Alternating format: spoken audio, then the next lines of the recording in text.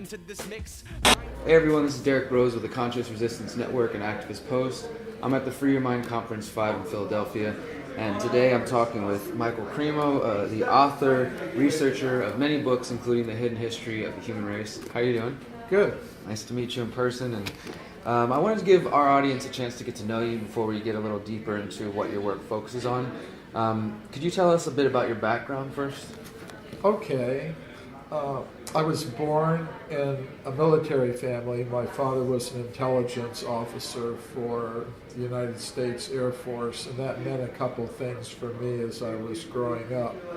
One thing it meant is our family was moving to different countries around the world, different places, so I got exposed to a lot of different worldviews and cultures, and I could see there's more than one way to look at things. Mm-hmm. And among the worldviews I got exposed to was the worldview of ancient India. And eventually I became the disciple of a guru from India. And I studied the ancient Sanskrit writings. And in them I learned many things that were quite different from what I learned from my teachers in high school or university. One thing I learned in these ancient writings is that humans like us have been present on Earth for many, many millions of years. Of course, that's quite different from what I learned from my teachers. They were telling me humans like us first came into existence less than 100,000 or 200,000 years ago. Before that, there were no humans like us. So I began to wonder, well, is what these ancient books are telling me, is it simply mythology, or is there perhaps some factual basis for it? Yeah. And that's what got me looking into the history of archaeology. You know, when I looked in the current textbooks, I saw only the information that supported the current dominant theories of human origins, but I decided I'm going to look beyond the textbooks, and perhaps that is also explained by the fact that I grew up among people in the intelligence services. So I could understand there is such a thing as hidden knowledge. So that inspired me to look beyond the textbooks, dig into the original reports written by geologists, archaeologists, other scientists who are digging into the earth. And when I did that, I found many reports of archaeologists and other scientists finding human bones, human artifacts, and human footprints, many, many millions of years old. Oh, wow. So that kind of got me questioning, well, if these reports are there in the original scientific literature, if this is what scientists are actually finding, then why isn't it in the textbooks today? And I concluded it's because of a process of knowledge filtration that operates in the scientific world, whereby if you've got discoveries that support the dominant ideas, they make it through the filter. And you'll read about it in textbooks, you'll see scientists talking about these things. But if you've got reports of evidence that radically contradict the dominant theories, those reports tend to be filtered out, which means we don't hear very much about them.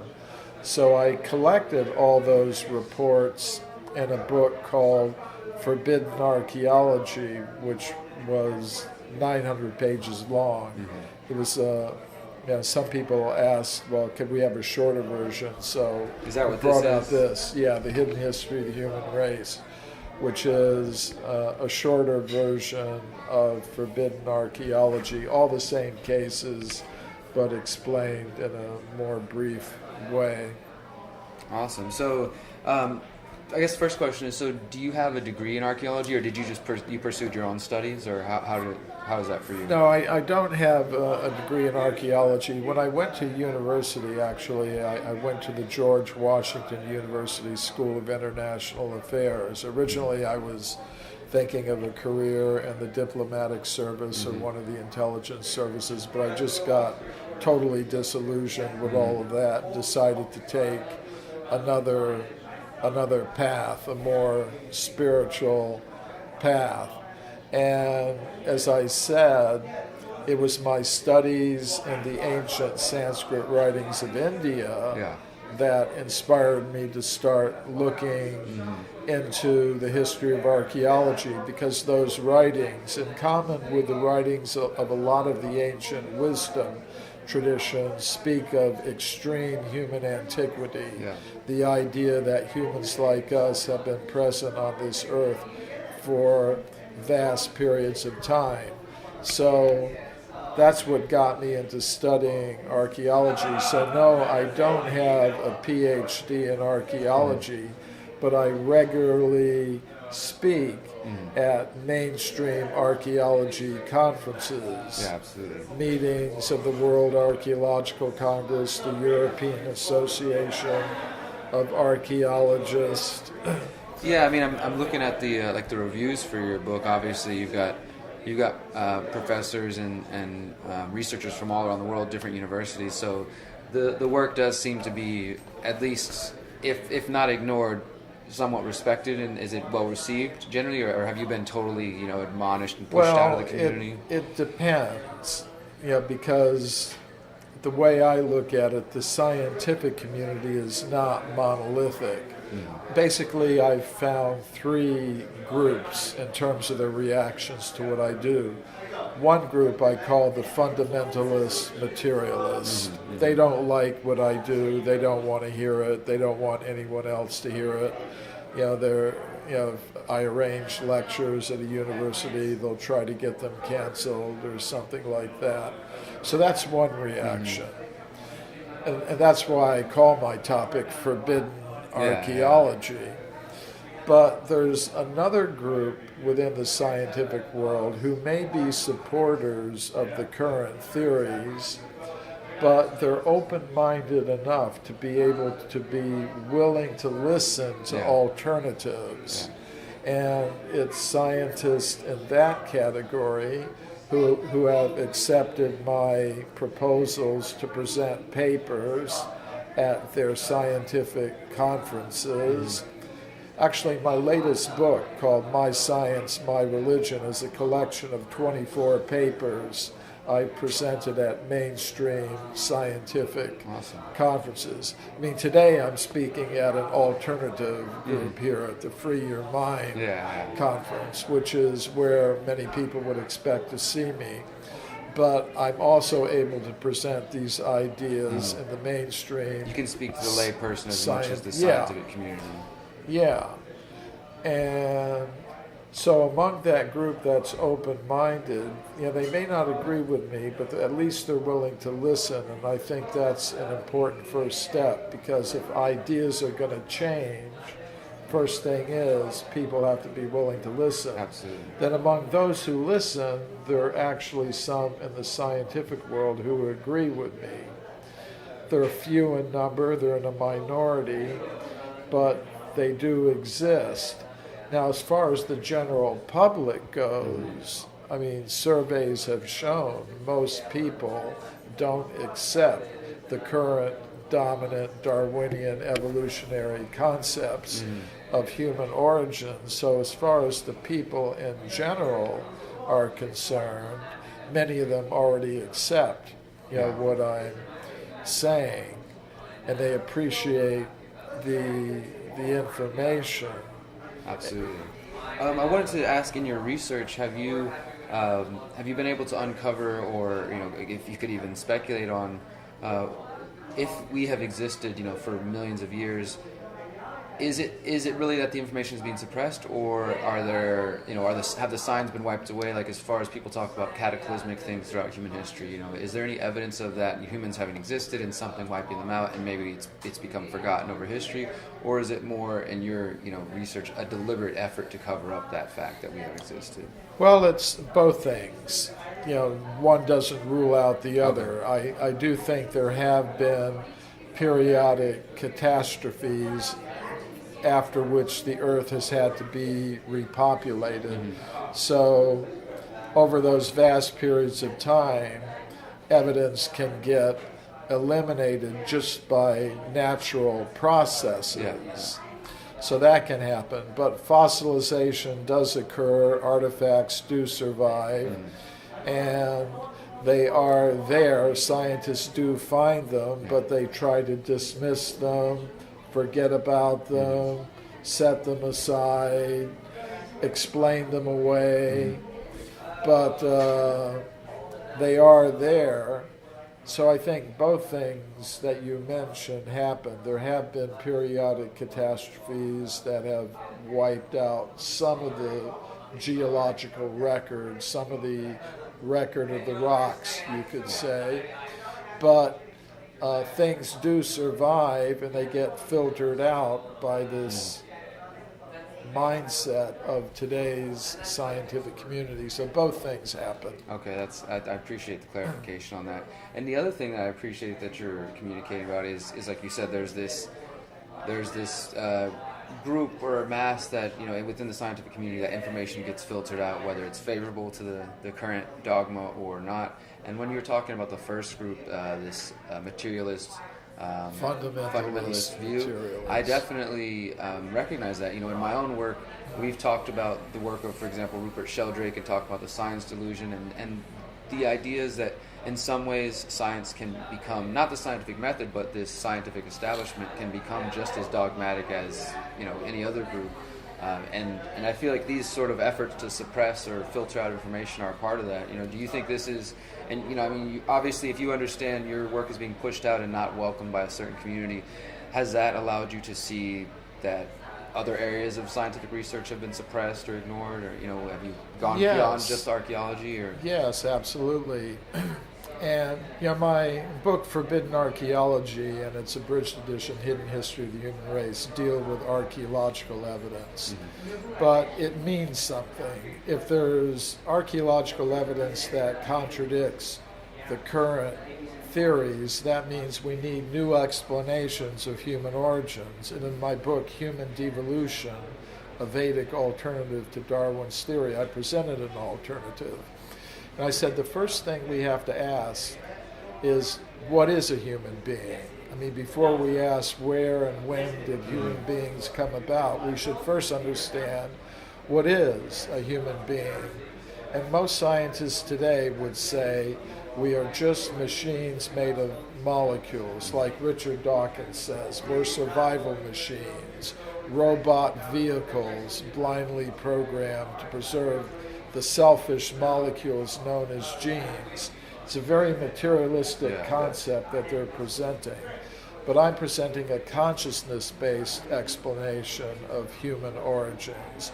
Originally, we're beings of pure consciousness. Consciousness exists independently from matter. And you know, there's a lot of scientific evidence that supports that there is a conscious self that can exist independently of the body, and it has very unusual powers. You were mentioning Rupert Sheldrake. He's kind of looked into some of these paranormal abilities that people have.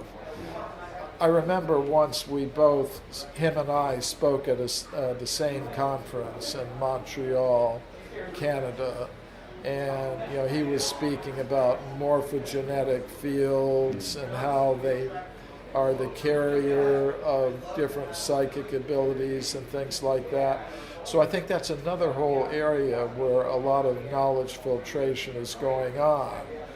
Studies of past life memories, out-of-body experiences, telepathy, remote viewing, things of that nature.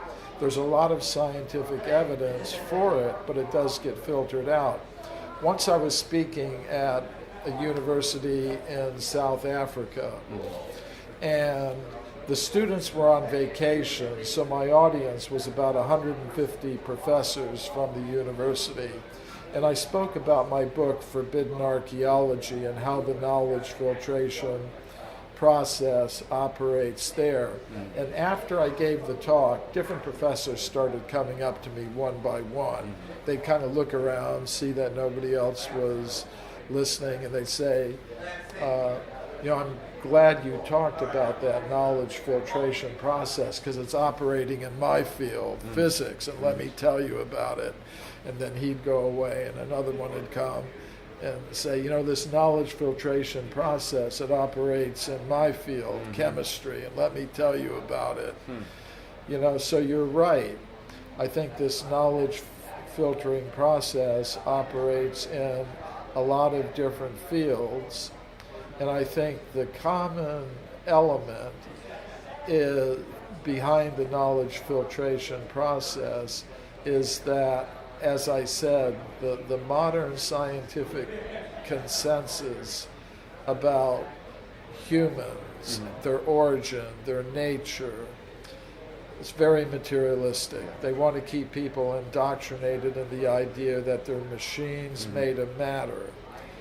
And if you define a person's identity in a materialistic way so that people think I am a machine made of matter, then their goals and values become extremely materialistic. And they'll think that to produce and consume more and more material things is the main purpose of human life.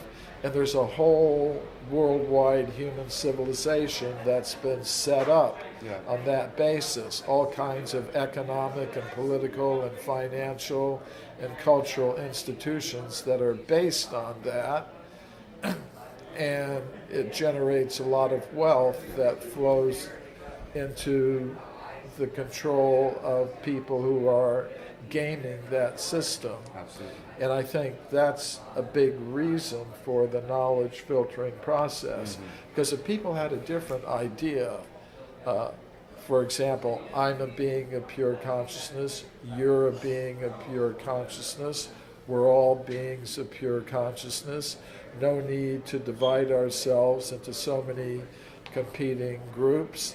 Let's figure out how to satisfy our material necessities in the most simple, natural, fair, and efficient way possible, while putting most of our human energy into developing that resource of consciousness. We'd have an entirely different kind of civilization. The whole the set of structures that's in place now would disintegrate. And there are a lot of people who want to keep things the way they are, keep people thinking, I'm a machine made of matter, I should simply be a good producer and consumer of material things.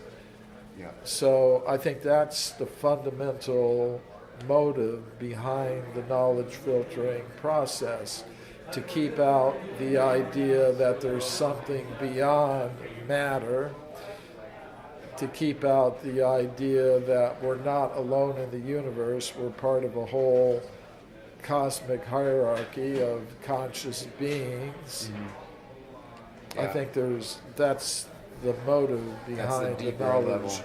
Yeah, I definitely agree with that. I really appreciate that explanation, and I think many people are coming to those conclusions the more they question the establishment, whether it be the scientific establishment, the medical establishment, the establishment media, or the state itself, is that there's a lot of our world that's being hidden from us. And I do think a big part of that is, in a sense, a sort of spiritual war against us recognizing that we are beings of consciousness, of pure consciousness, and instead keeping us kind of trapped in a material prison of sorts, almost. Keeping people only thinking on that level.